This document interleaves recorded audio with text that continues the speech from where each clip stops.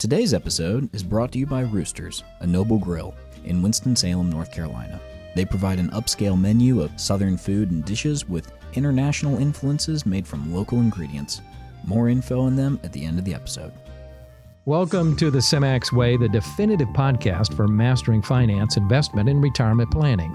Prepare to unlock the secrets to financial success as we delve into lucrative investment strategies and provide expert guidance towards a secure retirement. With over 20 years of experience, Semmax Financial Group has been dedicated to serving investors, and through this podcast, we aim to empower you with the knowledge to maximize your savings and achieve lasting financial freedom the Semmax Way. Whether you're a professional finance enthusiast, a high net worth individual, or part of a sophisticated investment group, this podcast is tailor-made for you. And now, here is your host, Matt Landon, financial advisor for Semmax Financial Group and licensed CFP. Today, we're going to be talking about red flags. We're going to talk about things that you need to be aware of and current warning signs with your current financial advisor. And we're going to delve into the potential benefit of getting a second opinion when it comes to financial guidance. So with that said, let's jump right in. There's a number of different things that can come into play that can be red flags or warning signs. One thing that I think is important is to understand and have a discerning eye towards what a fiduciary duty is and make sure that they have a fiduciary responsibility and a fiduciary duty to you. For those of you that aren't aware, a fiduciary just means that you have someone else's best interest at heart. So if you're working with a fiduciary, they should be looking at your funds and managing them as they would their own. Now, what I mean by that is not that they're allowed to go take it and spend it and do whatever they want with that money.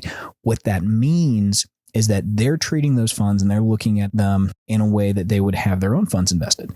So for example, I am not a big fan of paying unnecessary fees. I don't like paying a ton of fees, especially if I don't have to.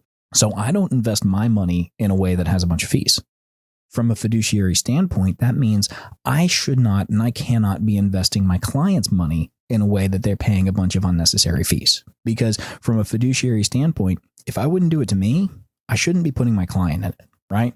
So that fiduciary responsibility is very all-encompassing. It should look at everything that someone's doing. It really needs to be for the best interest of the client. So what you find is that's very difficult to have a fiduciary responsibility when they are investing in a lot of like high commissionable products. So if you see a lot of those commissionable mutual funds and commissionable trades. So I think being fee-based is a good way to ensure that you have a fiduciary responsibility or a fiduciary driven advisor. Since we're on that, that's kind of the second topic is around fees. You want to make sure that they're not charging you excessive fees. I think it's understandable to have a fair price point for what you're paying, but you don't want to pay too much, right? Nobody wants to pay more than they have to. So from a fee standpoint, you just want to make sure that they're not charging you excessive, crazy fees. I had one client that came in and not only were they paying this ton in fees, but there was also just this crazy overlap inside of their accounts. So they were in a ton of different mutual funds. And then inside of those mutual funds, you have all of these fees. And then also they were paying this advisor a really high fee. So when we did the math, when we added it all up, he was paying almost 3% in fees. Think about that for a second. If you're invested in the market and the market's up 13% and you're paying 3% in fees, best case scenario, you get 10. But if the market's down 13% and you're paying 3% in fees, guess what? You're down 16. That's a pretty significant swing. So those fees, those excessive fees can really eat up someone's returns. So again, I think it's important to be with a fiduciary financial advisor and then also make sure that you're not being charged excessive fees. And like I said, those go hand in hand. So if you're not with a fiduciary, it doesn't automatically mean that they're a bad advisor or anything like that, but it does open you up to them potentially charging you more in fees and different things like that. So I think it's really important to work with a fiduciary duty. Now, here's one thing that's pretty cool. If you're working with a CFP, they are automatically held to a fiduciary standard. Any CFP is required to be a fiduciary. That's part of being a CFP and maintaining those CFP credentials. So if you see somebody and they're a CFP, you know immediately, guess what? I've already got a fiduciary that I'm talking to here. And so that lack of credentials or the having of credentials is a third area. So it's a red flag for me if someone doesn't have any kind of credentials. Now, that's not to say that just because you pass a test, you're automatically an amazing advisor. But I will say this, I think it's really important to continue to develop and grow in whatever you're doing.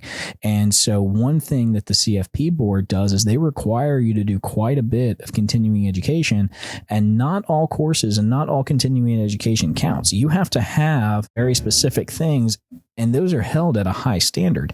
And so that's something I really like. That's something I really appreciate, because you know that not only did they go through the work to get these credentials, but there's ongoing work and requirements in order to keep them. And part of it is that they're going to act in a fiduciary capacity. Part of it is that they're going to continue to have that education and that growth and development. So credentials or the lack thereof could be a bit of a red flag.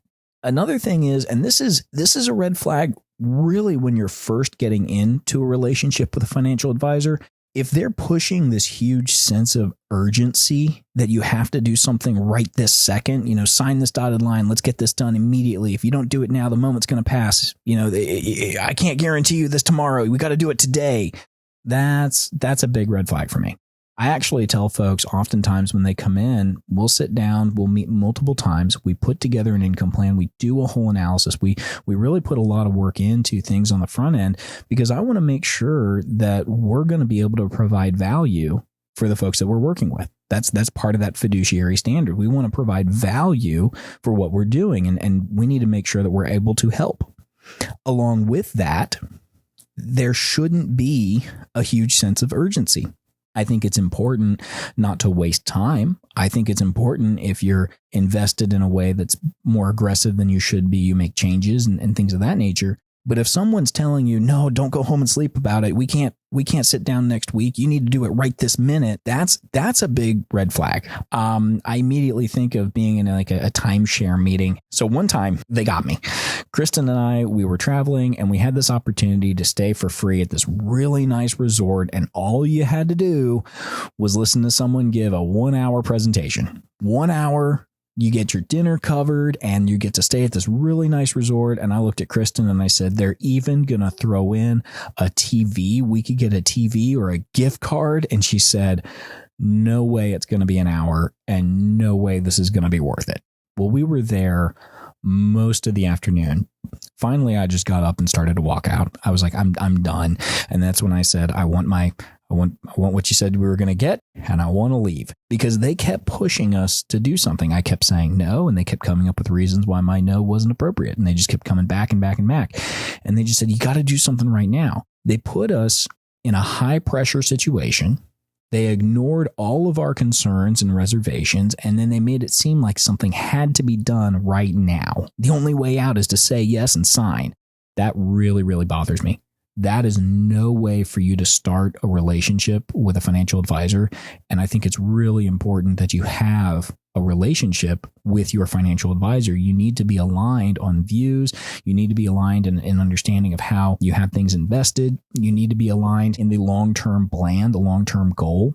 So for me, usually when there's a sense of urgency and they're just pushing you to make a quick decision without thinking about it, that's a red flag. That's a big concern. The one caveat I will say to that is there are moments where things have to be done quickly. So if you have not covered an RMD and it's near the end of the year and it's like, hey, we need to get this taken care of now, right? There's a difference between saying we need to handle something promptly because we're running up to a deadline from government regulations and RMDs and things of that nature. An RMD being a required minimum distribution. It's money you have to take out. If you don't take it out, they'll penalize you 25%. So if you have to take out $10,000, you don't take it out. Guess what? You still have to take out $10,000 and pay taxes on it. But on top of that, you owe an additional $2,500. I'm going to look at you and I'm going to go, we need to get this taken care of. I do not want you paying an extra $2,500. But whether you handle that outside or whether you handle that with us, it needs to be taken care of. But the big thing there is that's a sense of urgency from an action that needs to take place. That's not a sense of urgency from you have to fill out this application or you have to come on board with me right this minute or we're not going to work together. So that pushing a sense of urgency can be a concern. And again, that comes back to being a fiduciary as well. It all kind of wraps up around that. If you have a fiduciary, they want you to work in a way that you're comfortable with. They want you to be invested appropriately. They're not going to charge you excessive fees. They're not going to try and coerce you into something with this false sense of urgency. Another thing along with that is, and this is a pet peeve of mine, that you shouldn't be talked down to. I think it's important to explain things, make sure people understand things, and explain it in a way that's relatable, that makes sense, right? But there's a big difference between being talked down to, like you're ignorant or like you don't know something and that's a bad thing, and saying, hey, this is an area that you should understand and here's a way to explain it that makes it a little bit more sense. Right? I think it's important to make sure you're working with somebody that sees you for what you are, which is a hardworking, intelligent individual. And finances may not be your area of specialty. It might not be your primary focus, but just because you don't know something in that area doesn't say anything about you as a person. We all have areas that we know a lot and then we know a little bit. I mean, I'm going to give you one example here. I'm going to tell myself a little bit. When I go to the doctor, when I leave, I go home and I talk to my wife. Now, Kristen is an incredibly intelligent person, and she has been an ICU nurse and a cardiac nurse for a long time. And I won't say how many years because she'll get mad at me if I tell on her how old she is. But I will say this: she knows her stuff. When it comes to anything around medical, that is my number one resource and advocate. I look at her and I go, honey, what does this mean? Because when I leave the doctor's office, half the time they just say, hey, your cholesterol's this, your blood pressure's that, everything shows up in my chart, but I don't know what those numbers mean. I don't know if I'm fine. I don't know if I'm not. And sometimes the doctor just looks at you and talks in this it's fine. Everything's good. Well, I don't know that. Give me some context. Tell me why it's good. Tell me why it's not good. Kristen, when she explains it to me, she explains it in a way that I understand. She doesn't dive into all the technical medical terms. She explains it in a way that, okay, I get it. My heart works like a pump. Good. But she doesn't use all the Latin terms. She doesn't use all the technical words. She just explains it in a way that I understand what that number means, and it makes sense to me now. It should be the same thing with your investments. It's not being talked down to. You shouldn't feel less than. You should feel educated and empowered and working collaboratively with an advisor to work for what you want to have accomplished. That's really big for me. So I think it's really important. You should never feel talked down to just because you don't understand something or because you didn't know something beforehand. Because here's the thing. We should be learning and growing all the time. Go all the way back to that CFP board, right? On the credentials side, I think it's important to have credentials. Well, here's the thing. I'm doing all of that CE and I learn something new all the time. That's important. So if I don't know something, that's okay, but it's time to learn it. And it's okay for you not to know something, but maybe you learn it as well. Now, how much and how much detail you go into, that's entirely up to you. Some people like to learn a ton about it. Other people say, I really want a financial advisor who does it and I don't have to go into the weeds. That's okay. Both is okay. But I do think the tone and working with someone who has a high level of respect for you is key. The respect is a non-negotiable. And that actually ties in with the next piece, which is around your financial advisor ignoring you. I think if you work with a financial advisor and you have concerns, those need to be addressed. If you're sending emails or if you're calling into the office and it takes them 2 weeks to call you back, that's a problem. That's a really big problem. I feel like that means they're not valuing your concerns and your worries and they're just ignoring you. And that's not appropriate by any means. So those are some of the big warning signs that I would recommend you keep an eye out for. Along with that, I would just say this. When you look at the world through rose-colored glasses, all the red flags just look like flags. That's a quote from a TV show that I saw, and I just thought it was a great quote. When you look at the world through rose-colored glasses, all the red flags just look like flags. I think it's important to have a good relationship with your financial advisor. I think it's important to have a level of trust, but you also need to have that ability to look around and see, are these potential warning signs? Are these concerns? It's like, should I be worried here? Because along with that, you need to have transparency on what's going on. If you can't see how your accounts are performing, if you can't understand how your funds are invested, if there's no transparency around what's happening or even how they're being paid and things of that nature, that's really worrying. And so for me, I think it's important to look at these things, be aware of what they are, and you can look at it from a negative and say, oh, that's what I don't want. Well, look at the inverse and say, okay, I don't want to be with someone who's going to take advantage of me. Okay, well, you do want to be with a fiduciary. I don't want to be with somebody who's going to charge me a ton in fees. Then you do want to be with a fee-based advisor and it be very transparent. I don't want to be with somebody who doesn't have any kind of credentials or may not really know what they're talking about. Well, then I do want to be with a CFP or somebody who's got strong credentialing. I don't want to be with somebody who's talking down to me. Well, I do want to be with somebody who's educating and communicating, and it's a collaborative environment. Same thing. You don't want to be with somebody that ignores you. You do want to be with somebody who's proactive and listening. You don't want to be with somebody who has a lack of transparency. You do want to be with somebody who has an open book and able to share that information in a clear, clean, concise way. So I hope this has been beneficial for you. I hope you took away something from this. This kind of a topic is one that if you're able to look at it and give yourself a bunch of check marks, that's a good thing. You should look at this and go, hey, this is the kind of relationship I already have. This makes me feel better about things. If it makes you feel worse or it makes you feel concerned, that's where you should really look at getting a second opinion. I think oftentimes getting a second opinion from a trusted referral source can be great. I know for me, I was having an issue with my car recently. And I took it to the dealership. I really wasn't happy with that experience. And then I was looking around for somebody else who could do some work on my vehicle. And I went online. I'm reading reviews. I'm getting all these things. I still hadn't settled on another guy. Talked to a guy at church who I know. I said, hey, do you know anybody? And he was like, yep, got a great guy. Gave me a referral. That's where I ended up going. Right. I think having a referral can be a great way of doing things. And so if you're happy with your financial advisor, you should be telling other people, you should be referring them.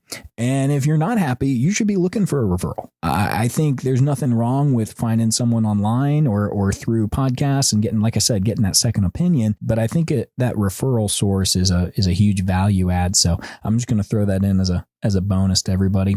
That said, I sincerely hope that when I spoke about these warning signs, none of them resonated with you, but they might. And I will say this, making a change sometimes can take some effort. It can be a process, but in the end, in the long run, it's always to your benefit. So that said, I hope you'll take some time, not just to be invested in the markets, to invest in yourself, invest in that relationship, and invest for your future. Thanks for listening. I hope you have a wonderful day. Thanks so much. Thanks for joining us for another episode of the Semmax Way. If you're not completely satisfied with your current financial advisor, give us a call for a second opinion. Please note that this podcast is intended for informational and entertainment purposes only. The content shared on the Semmax Way should not be considered as investment advice. It is always recommended consult your licensed investment representative and a competent tax advisor respectively for your fiduciary needs and plans. No statement contained in the Semmax Way podcast or made by its producers, sponsors, host Matt Landon, or Semmax Financial Group is a recommendation. Semmax Financial Group and Matt Landon are not responsible or liable for investment value loss of any kind from any action taken based on information discussed in the Semmax Way podcast. Any opinions or viewpoints in this podcast are shared for information and entertainment purposes only and are not financial advice. We do encourage you to conduct further research and seek personalized advice for your specific financial circumstances. Full disclosure available at semmax.com/podcast. Thank you for joining us, and we look forward to having you tune in for future episodes of the Semmax Way. I'd like to pause a minute and just express our gratitude to our podcast sponsors, Noble's Food and Pursuits. This renowned restaurant group has been serving the community for an impressive 40 years, starting with Jim Noble's original restaurant, J. Basil Noble in High Point. Over the years, their passion for hospitality has flourished, leading them to expand into a diverse collection of 9 restaurants, a retail bakery, and a catering company. Today, we want to shine a spotlight on one of their beloved establishments, Rooster's A Noble Grill, which has been proudly open for 31 years right here in Winston-Salem. Now, Rooster's is known for its commitment to offering a seasonally inspired, regionally cultivated menu featuring mouth-watering wood-fired meats, poultry, and vegetables. If you're looking for a delightful dining experience, they also host monthly wine dinners and provide live music on their inviting patio every Tuesday night. Now make sure to pay them a visit at 380 Knollwood Street, and to secure your spot, head over to theroosterskitchen.com and make a reservation. Again, that's roosterskitchen.com.